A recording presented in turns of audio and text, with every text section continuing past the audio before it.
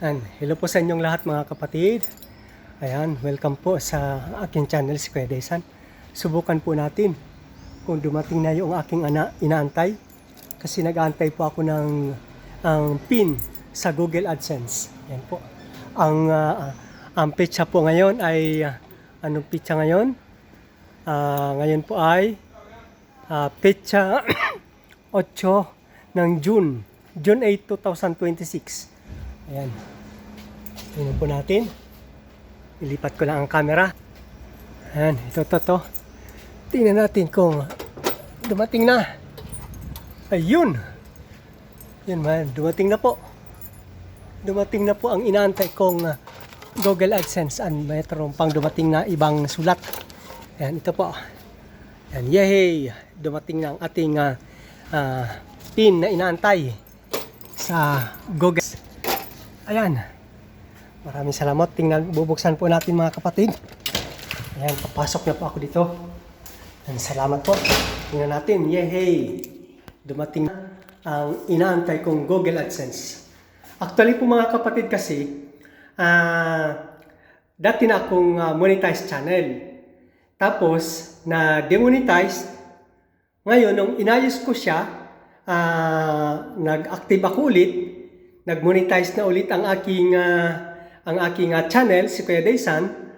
Ang kaso, nung dumami na ang aking revenue, na umabot na sa, lumampas na sa 70 euro, ang sinasabi sa akin ng Google AdSense ay kailangan naka-on hold ang aking salary, ang aking revenue kasi kailangan ko nang ayusin ang aking channel, tsaka yung bank account kung saan ipapadala. Ang kaso nung inayos ko na, na-verify ko na kung sino ako, lahat na naayos na pati doon sa tax. Yan, siyempre free naman tayo. Ang kaso, ang hinahanap ang Google AdSense, yung PIN. Ngayon, nung umuwi kasi kami, nung last year umuwi kami ng July, umuwi yata kami ng June, bumalik kami ng September. Ay ang kaso, naiwan ko yung ganito ko, naiwan ko sa Pilipinas.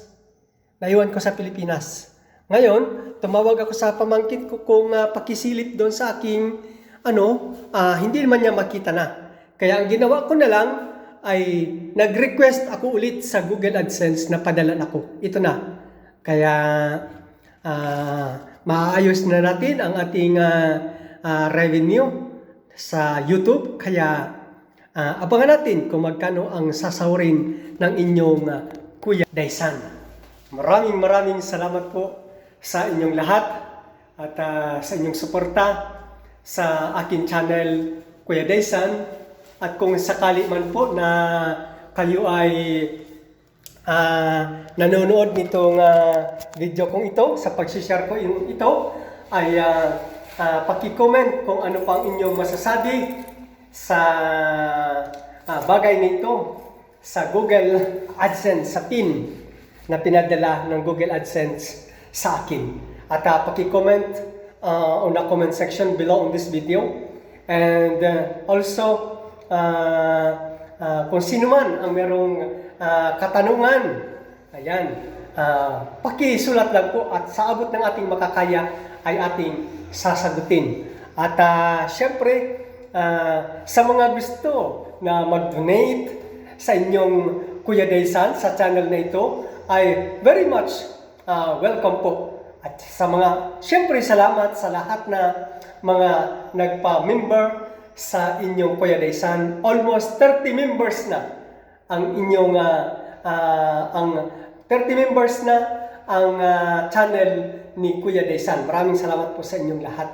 At sa subscribers, as of now, meron akong 5,489 yata. Ganyan. 5,489. Almost almost lack of 11 subscribers para maging 5,500. Maraming salamat po sa inyong pagtitiwala. Ito po ang inyong Kuya Daysan. Bye-bye and God bless po sa inyong lahat.